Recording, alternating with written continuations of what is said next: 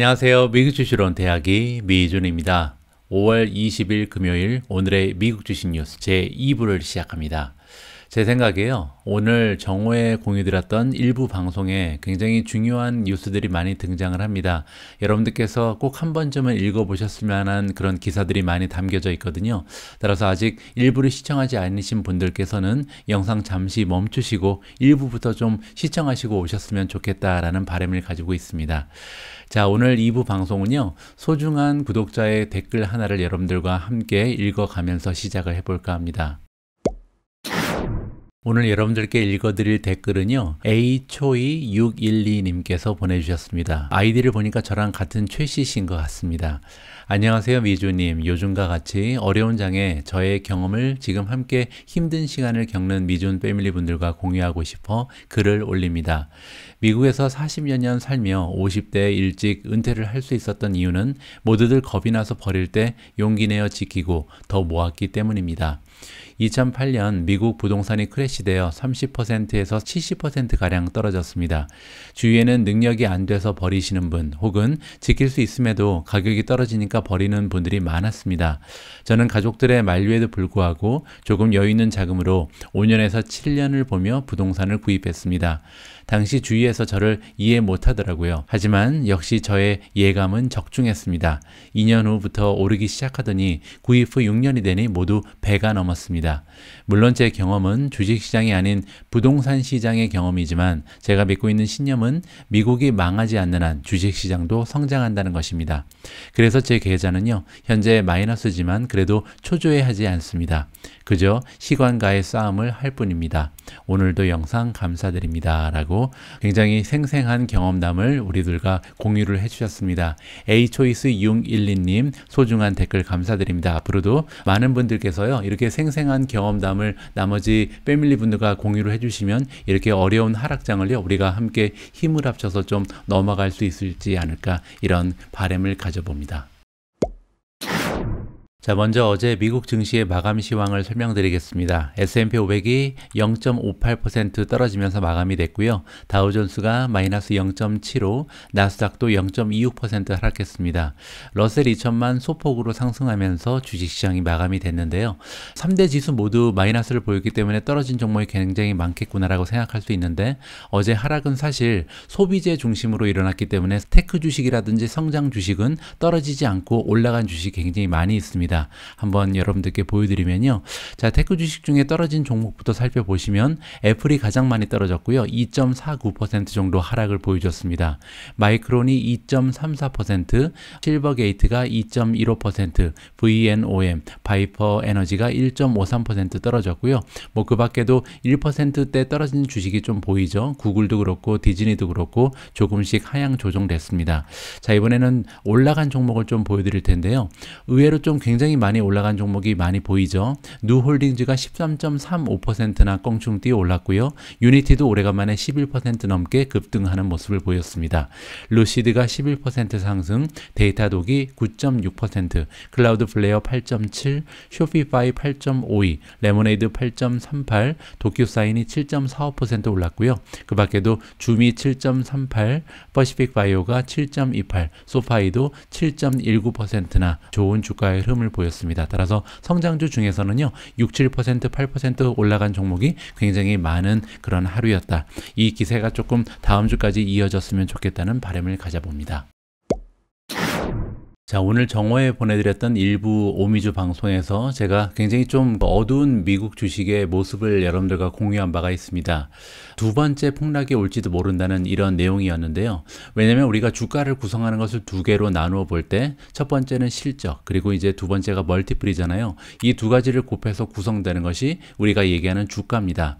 자, 그리고 지금까지 첫 번째 폭락이 일어났을 때 우리가 굉장히 힘들었던 부분은 뭐냐면 멀티플이 많이 줄어들었죠. 왜냐면 인플레이션 인플레이션이 가속화되면서 연준의 입장이 완전히 180도 달라졌잖아요. 그래서 굉장히 좀 호키시한 그런 자세를 취하면서 금리 인상이 된다. 따라서 이렇게 금리가 상승하게 되면 주식시장의 멀티플이 축소될 수밖에 없고, 특히 성장주 테크 주식 같은 경우는 먼 미래를 보면서 투자하는 거기 때문에 상당 부분 멀티플이 축소되는 가능성이 굉장히 높습니다. 그렇기 때문에 나스닥이 S&P 500의 평균에 비해서 상당히 많은 폭으로 추가적인 하락을 보였던 것이죠.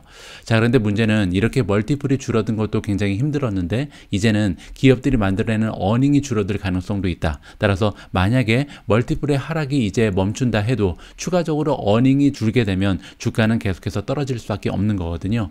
최근 들어서 이제 굉장히 부진한 실적을 여러 개의 리테일 기업들이 발표를 하면서 이렇게 아무래도 리세션이 올 것 같다. 그렇게 되면 기업들의 실적이 떨어지기 때문에 주식시장이 두 번째 폭락을 맞이할 가능성이 있다. 뭐 이러한 부분을 우리가 함께 읽어본 바가 있습니다.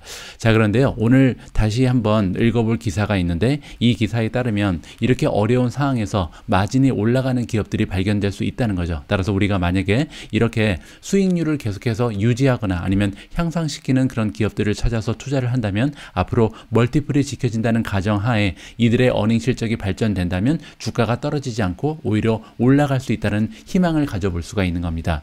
자, 과연 CNBC 프로에서 어떤 기업들을 찾아냈는지 직접 한번 확인을 해 보시면 좋을 것 같습니다. 자, 최근 들어서 리테일 어닝이 발표가 됐는데 무엇을 우리한테 보여주고 있냐면 굉장히 좀 커다란 임팩트가 오고 있다는 거죠. 그래서 인플레이션이 우리가 생각했던 것보다 훨씬 더 커다란 영향을 우리한테 주고 있고, 우리 투자자들 입장에서는 지난 1년 동안 계속해서 걱정해왔던 그런 부분이었는데 이제는 이 걱정이 코퍼레이트, 기업이 만들어내는 수익에도 영향을 미치고 있다. 이렇게 지금 나와 있습니다.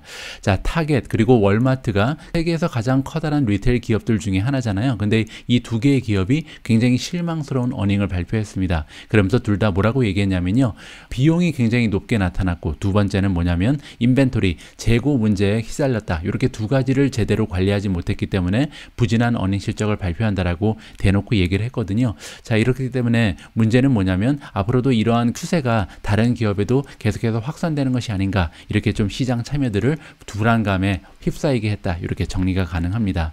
자, 타겟의 CEO인 브라이언 코넬이라는 사람이 있는데요. 그래서 이분이 CNBC에 출연해서 다음과 같은 얘기를 했습니다. 라이징 코스트, 즉 비용이 계속해서 올라가고 있는데 너무나 좀 빠르게 지난 13주 동안 너무나 빠른 추세로 강화되고 있다. 따라서 그냥 인플레이션이 있는 게 아니고요. 이 인플레이션의 정도가 계속해서 강화되고 있고 심화되고 있는 그런 문제를 보여주고 있다라고 이야기를 나눴습니다. 자, 그리고 이렇게 리테일 기업들이 얻어터지고 있을 때 많이 지금 타격을 받고 있는데 다른 기업들이 있다. 어떤 기업들이냐면요, 이 비용에 증가되는 부분을 맞서 싸우고 있는 아주 튼튼한 기업들이 있다라고 얘기하는 거죠. 그래서 CNBC 프로에서는 스크린을 했다, 가려놨다. 어떤 기업들을 가려냈냐면요, 월가의 전문가들이 굉장히 좀 좋아하는 주식들 중에서요, 마진이 계속해서 향상하고 있는, 따라서 수익률이 줄어드는 것이 아니라 오히려 올라가고 있는 주식들이 있거든요. 그뿐만이 아니라 프로핏 역시도 과거에 비해서, 그러니까 1년 전과 비교했을 때 프로핏이 향상되는 모습을 보이는 그런 종목들을 우리들을 위해서 가려놨다. 이렇게 설명이 되고 있습니다. 자, 여기서 나와 있는 이 리스트에 들어가 있는 주식들은요, 모두 다 마진이 지난 분기에 5% 이상 전년도 비교해서 올라갔다. 5%면 엄청난 거죠. 포인트니까요. 그래서 5%포인트 이상 작년 대비 수익률이 향상된 그런 종목만 이 리스트에 들어가 있고요. 두 번째는 뭐냐면 올해 최소한 20% 정도 어닝이 성장할 가능성이 있는 그런 전망치를 가지고 있는 종목만 포함이 됐다라고 보시면 됩니다. 자, 세 번째 조건은 뭐냐면 커버를 하고 있는 이 종목을 맡고 있는 애널리스트 중에 최소한 반 이상이 바이 레이팅을 주는, 따라서 월가에서도 굉장히 높게 평가하고 있는 예측치가 좋은 이런 종목, 세 가지 조건을 다 충족하는 종목이 여기에 열거가 되어 있습니다. 자, 다 해서 6종목이 소개가 되고 있는 것 같은데요. 아무래도 조건이 굉장히 까다롭기 때문에 많은 종목이 선택되지는 못한 것 같습니다. 자, 첫 번째 종목은 마이크론 테크놀로지고요. 마이크론 테크놀로지는 현재 그로스 마진, 총 수익률이 47.2%고요. 마진이 어느 정도로 좋아졌냐면 작년 대비해서 20.8%가 올라갔습니다. 20.8%가 아니라 20.8%포인트가 올라간 거죠. 굉장히 많이 올라간 거죠. 따라서 전년도에는 27% 정도밖에 되지 않았던 그로스 마진이 올해는 EPS는 47% 이상으로 껑충 뛰어 올랐다. 이렇게 정리가 가능하고요. 자, 그렇기 때문에 올해 전망되는 EPS의 성장률은 59%나 됩니다. 작년 대비해서 그렇다는 거죠. 자, 두 번째로 EOG가 나오는데요. EOG 리소시즈 같은 경우는 총 수익률이 56.9%고요. 작년 대비 마진이 16.8%포인트 성장을 했고요. 그리고 전망되는 이 EPS의 성장률은 무려 81%가 넘어갑니다. 세 번째 종목은 아스터 J 갤러퍼 앤 컴퍼니고요. 그로스 마진이 굉장히 높은 기업이네요. 92.4%나 되고요. 마진이 작년 대비해서 13.7%포인트 올라갔습니다. 현재 EPS의 성장률은 42%가 넘어갈 것으로 예측이 되고 있습니다. 자, 네 번째 종목은 프리포트 맥모란이고요. 그로스 마진 총 수익률이 43.1%, 마진의 팽창이 11.8%포인트나 나타났고요. 자, EPS의 성장률은 25%를 넘어갈 것으로 시장의 전망가들이 예측을 하고 있다. 자, 다섯 번째는 브로드컴입니다. 60.4%라는 건강한 총 수익률을 가지고 있고요. 작년 대비했을 때 수익률이 8.2%포인트 성장을 했고요. 자, 그뿐만이 아니라 올해 말이 됐을 때 EPS에서 성장이 26%가 넘어갈 것으로 예상이 되고 있습니다. 마지막 종목은 유나이티드 렌탈주고요. 35.5%라는 총 수익률, 따라서 총 수익률은 그렇게까지 높은 기업은 아니죠. 하지만 전년도랑 비교하면 이 수치는 5.2%포인트가 올라간 수치고요. 그리고 마지막으로 EPS는 올해 작년 대비 33% 이상 성장할 가능성이 높다. 이렇게 정리가 가능합니다. 따라서 여기 나와 있는 기업들을 그냥 투자하는 것이 아니고요. 제가 드리고 싶은 얘기는 뭐냐면 지금 현재 미국 주식에서 좀 많은 종목들이 있는데 그 중에서 많은 종목들이 타격을 받고 있다. 왜냐하면 가격 결정권이 없거나 아니면 비용이 굉장히 많이 증가하고 재고로 관리를 잘 못해서 타격을 받는 종목들이 많이 발견이 되고 있는데 이 와중에서 우리가 해야 될 일은 뭐냐면 굉장히 좀 많이 멀티플이 떨어진 종목 중에서 실적을 향상시키거나 아니면 유지할 수 있는 그런 힘이 있는 기업을 찾아서 투자를 한다면 이 와중에도 굉장히 어려운 장세에도 수익률을 낼 수 있지 않을까, 이렇게 우리가 기대를 해볼 수가 있다는 거죠. 자, 다음 기사로 넘어가도록 하겠습니다. 자, 어제 미국 증시에서 테슬라 주가가요 700 밑으로 떨어진 적이 있었습니다. 그러다가 다시 반등해서 709달러로 마감이 됐는데요. 자, 이렇게 테슬라의 주가가 흔들리고 있는 이유 중에 하나는 뭐 여기 나와 있는 것처럼 테슬라의 불주 중에 하나가, 테슬라의 불이 뭐냐면 지지자라고 얘기하면 됩니다. 그래서 테슬라에 대해서 굉장히 긍정적으로 평가하고 있는 사람조차도 지금 익스펙테이션을 리셋했다. 따라서 당분간은 굉장히 좋지 않은 모습을 보일 거라고 예측을 좀 조정했다라고 이해할 수 있습니다. 자, 테슬라가 이렇게 예측이 좀 어두워 보이는 그런 이유가 뭔지 그들 전망에 좀 어두운 빛을 찾아보도록 하겠습니다. 자, 웨드부시 시큐리티가 그 주인공입니다. 여러분들 잘 아시는 것처럼 애널리스트 댄 아이브즈가 매니징 다이렉터로 있는 곳이잖아요. 자, 웨드부시 시큐리티가 이번에 12개월의 프라이스 타겟을 로우했다, 낮췄다는 얘기잖아요. 그래서 원래는 1,400달러, 따라서 1년 내에 테슬라의 주가가 1,400을 찍을 거라고 예측하던 것이 바로 댄 아이브즈였습니다. 자, 그런데 이번에 1,000달러로 굉장히 큰 폭으로 하향 조정했잖아요. 자, 그러면서 뭐라 그러냐면 인정을 한다는 거죠. 뭐를 인정하냐면 현재 헤드윈드가 맞바람이죠. 그래서 맞바람이 너무나 강하기 때문에 무시하기가 어렵다라고 얘기합니다. 자, 애널리스트 이름 댄 아이브즈, 미주운에도 출연했던 굉장히 유명한 애널리스트잖아요. 이분은 이제 우리가 미주운에 출연하셨을 때 가장 마지막 질문이 뭐였냐면 단 한 종목만 만약에 투자할 수 있다면 어떤 종목을 선택하겠느냐라고 질문을 드렸더니 테슬라라고 답한 적이 있습니다. 그 정도로 테슬라에 대한 믿음이 있는 그런 투자자잖아요. 자, 그런데 댄 아이브즈가 뭐라고 얘기하냐면 현실을 봐야 된다. 지금 현실이 뭐냐면 현재 그 상해의 록다운이요 에픽 디제스터다. 에픽은 엄청난 그런 뜻이거든요. 따라서 엄청나게 커다란 재앙이다라고 얘기합니다. 그래서 2분기 들어서 지금까지 이렇게까지 커다란 재앙은 없었다라고 얘기하고요. 그렇기 때문에 결과적으로 테슬라는 지금 기대되기를 딜리버리가 조금 둔화될 것이다. 예전에 가지고 있던 예측체대로 판매 수가 나올 수가 없다는 거죠. 따라서 판매 수가 조금은 줄어들 수밖에 없다라고 얘기를 하는 거고요. 더욱이 또 커다란 문제는 뭐냐면 이 키 에어리어가 바로 그 중국이잖아요. 중국에서 가장 강력한 모습을 보여왔던 것이 테슬라인데 이 성장의 트레젝토리가 궤도라고 그러죠. 그래서 성장이 너무나 기하급적으로 올라가고 있었는데 이게 둔화되는 것이 문제다. 추세가 꺾였다. 이렇게 지금 얘기를 하고 있는 겁니다. 자, 웨드부시의 전망이 있었는데요. 2분기에 얼마나 많은 자동차를 판매할 것인지 예측이 원래 19만 7천 대였는데 이거를 이번에 27만 7천 대로 한 2만 대 정도 하향 조정한 바가 있습니다. 자, 그러면서 마지막에 중요한 얘기를 해주고 있는데요. 우리는 그래도 계속해서 테슬라에 대해서 굉장히 긍정적으로 생각하는 것은 변함이 없다라고 얘기합니다. 강력하게 믿고 있다라고 얘기하죠. 물론 오버 더 롱텀이니까 장기적으로 봤을 때 그렇다는 겁니다. 우리의 투자의 논리는 전혀 바뀌지가 않았다. 그럼에도 불구하고 우리는 반영을 해야 되는데요. 지금 새로운 현실이 테슬라에 찾아왔다. 특히 중국에서 그렇다는 거죠. 그래서 매크로의 영향으로 인해서 당분간 테슬라는 굉장히 어려움을 겪을 수밖에 없다라고 얘기를 합니다.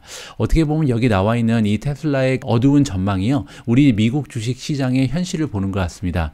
멀리 봐서는, 롱텀으로 봤을 때는 장기적으로는 좋은 것이 미국 주식 시장인데 지금 문제는 외부적인 영향으로, 경제적인 영향으로, 매크로의 영향으로 주식이 좀 많이 떨어진 거잖아요. 테슬라도 마찬가지죠. 지금 중국에서 코비드의 영향으로, 외부적인 영향으로 이렇게 테슬라의 전망이 약간 어두운 빛을 띠고 있는데 단기적으로 스쳐가는 바람에 불과하다. 이렇게 우리가 볼 수가 있는 거죠. 따라서 테슬라의 주가가 지금 현재 700인데 700이 무너지고 600이 될 수 있고 500이 될 수 있잖아요. 하지만 이것은 단기적으로 스쳐가는 바람에 불과하기 때문에 만약에 테슬라의 주가가 그렇게 떨어진다면 한 주, 두 주 더 늘릴 수 있는 기회로 삼아야겠다. 그렇게 판단을 하시면 좋을 것 같습니다.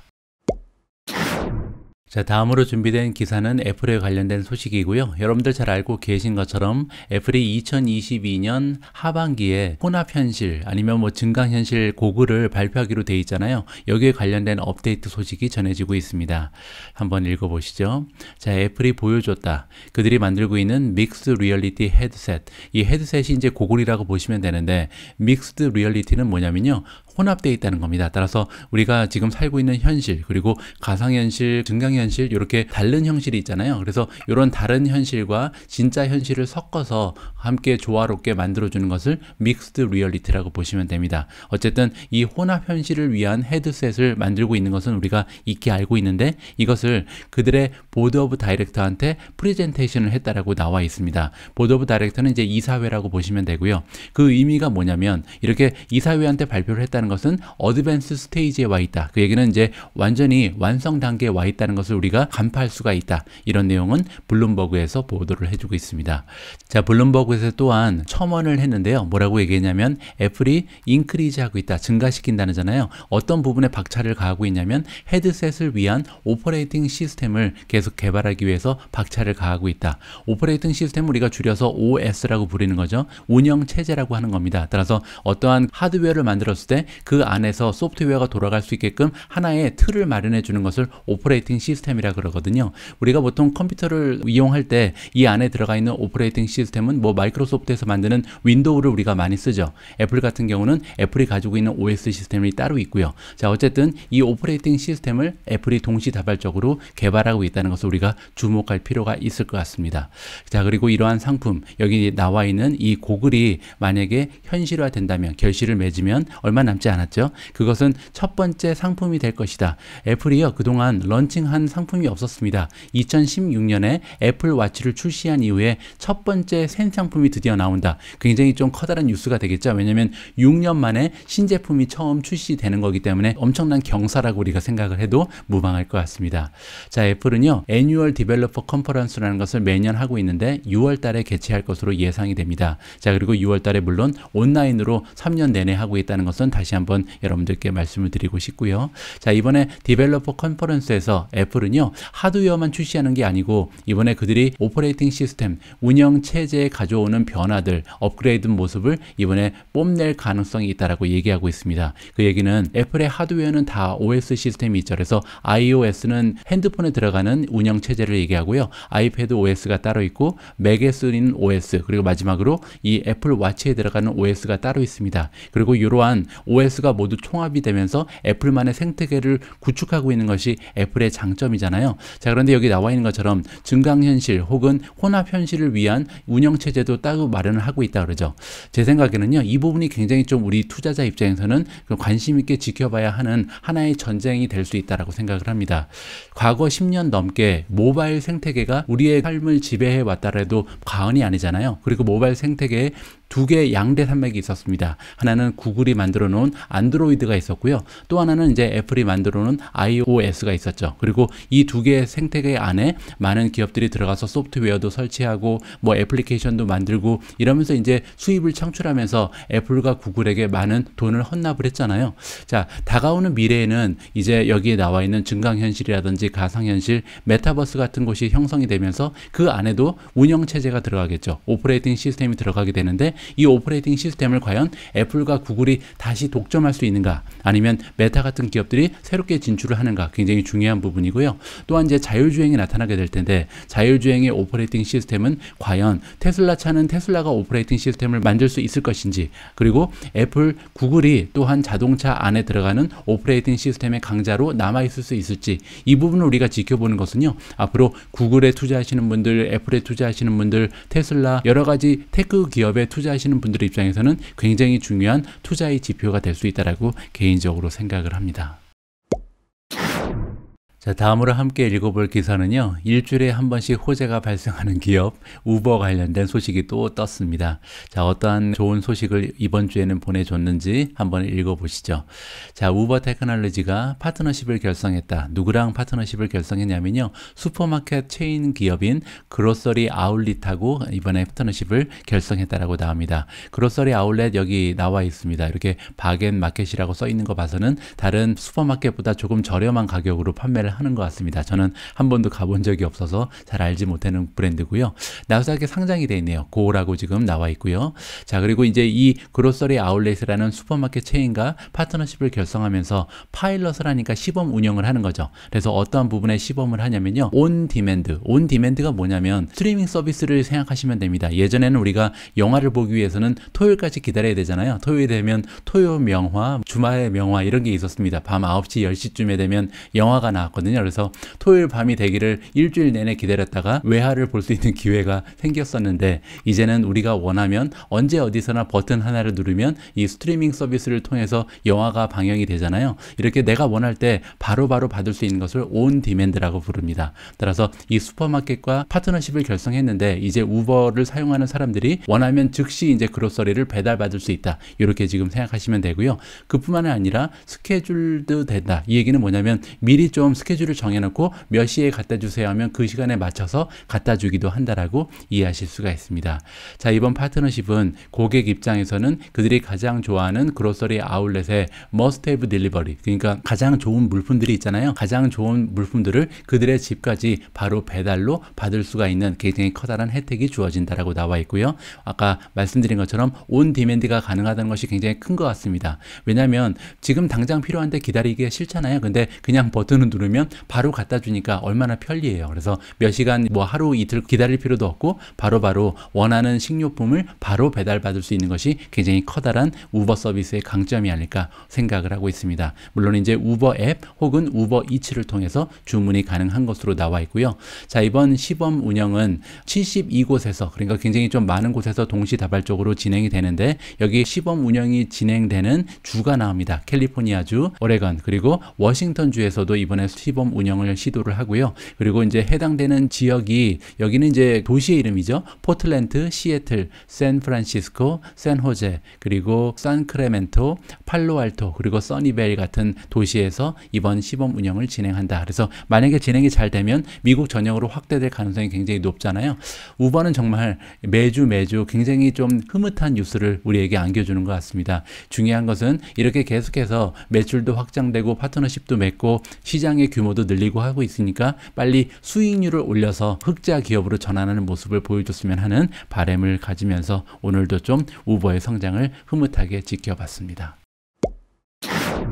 자, 오늘 마지막으로 함께 읽어볼 기사는 오래간만에 쇼피파이 관련된 뉴스를 준비해 봤습니다. 쇼피파이의 주가가요, 어제 13.4%나 완전히 급등을 해버렸거든요. 굉장히 오래간만에 좋은 주가의 흐름을 보여줬는데, 뭐 이 기사의 내용 때문에 이렇게 뛴 건 아니겠지만, 뭐 그럼에도 불구하고 나쁘지 않은 소식 하나가 전해진 바가 있습니다.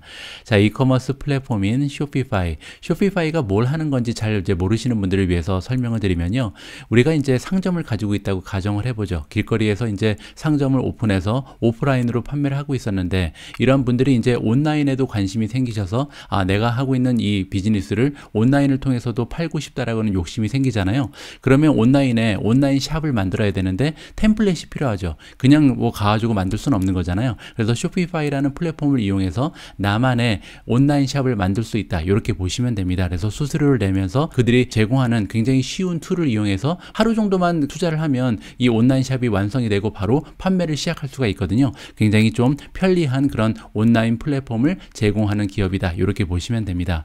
자, 이 이커머스 플랫폼인 쇼피파이가 이번에 글라이딩 하이어를 하고 있다. 그래서 계속해서 주가가 올라가고 있다는 거죠. 오늘 무려 13%나 주가가 좋은 흐름을 보여줬습니다.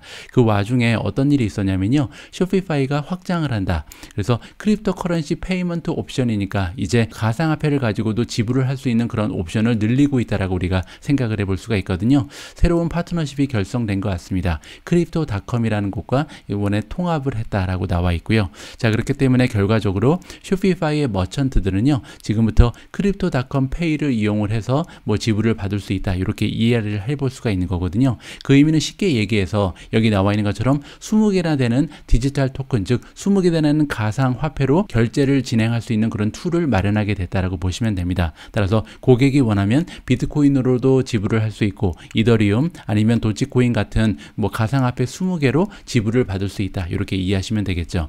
참고로 쇼피파이를 이용하고 있는, 아까 말씀드렸던 쇼피파이가 제공하는 플랫폼을 이용해서 온라인 숍을 구축한 사람의 숫자가요 175만 명이 넘습니다. 따라서 엄청난 그런 상점들이 지금 쇼피파이의 플랫폼을 이용하고 있는 거잖아요. 따라서 계속해서 가상화폐를 이용해서 지불을 할 수 있는 길이 열린다는 것은 쇼피파이뿐만 아니라 가상화폐에 투자하시는 분들 입장에서도 굉장히 좀 긍정적인 소식이 아닐까 개인적으로 판단을 합니다.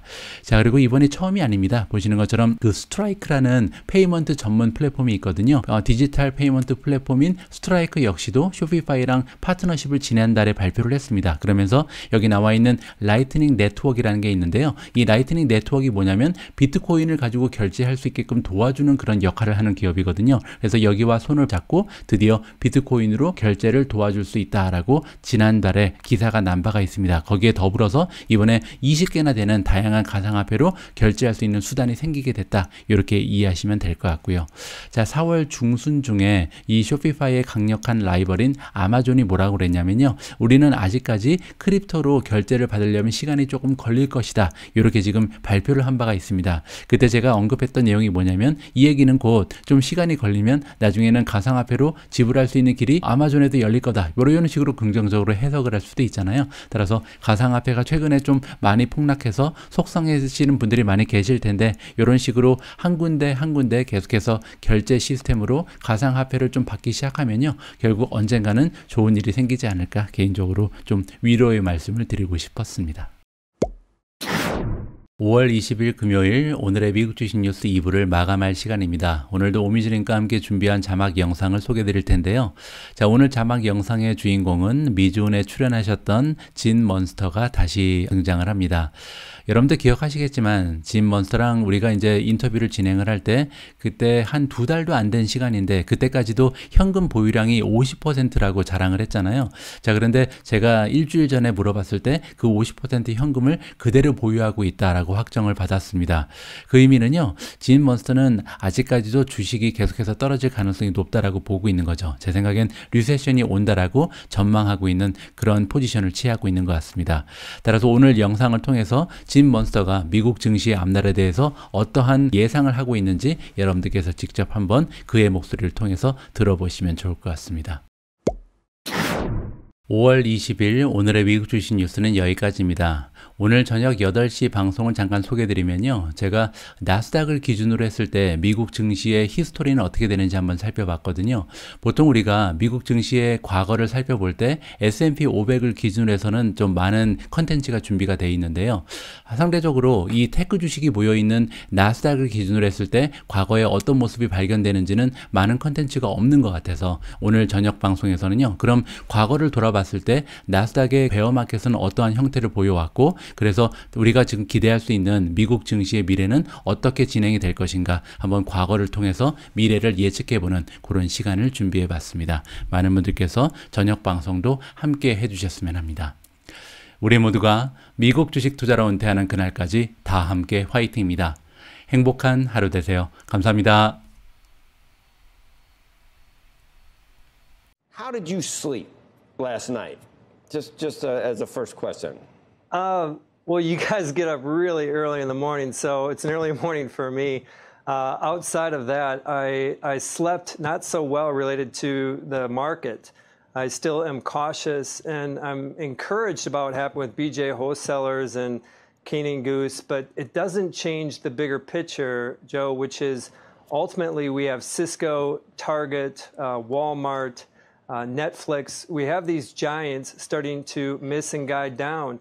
And you can justify each of them, whether it's a supply chain issue or something around content schedule. But I think you have to just look at the bigger picture. And this is what keeps me up at night, is the bigger picture is we're starting to see the tip of the iceberg of a problem. And the problem is a recession.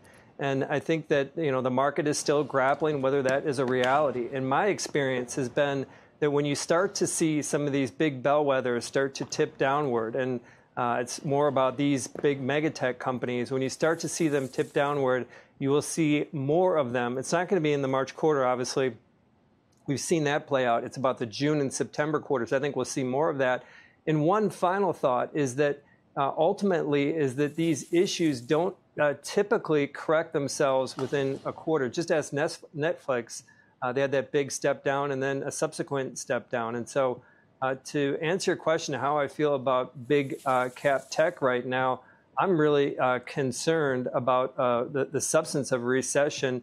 And some of these companies are still up measurably from where they were 2 years ago. And investors are going to use those as candidates to take risk off, I think, over the next few months. But if I may, just one more minute here, is that I don't want to bury the lead. I do think this is a cautious environment. I am optimistic that once this bar gets reset, 2023 is going to be a standout year for tech. You just have to be conservative now and be optimistic towards the back half of the year.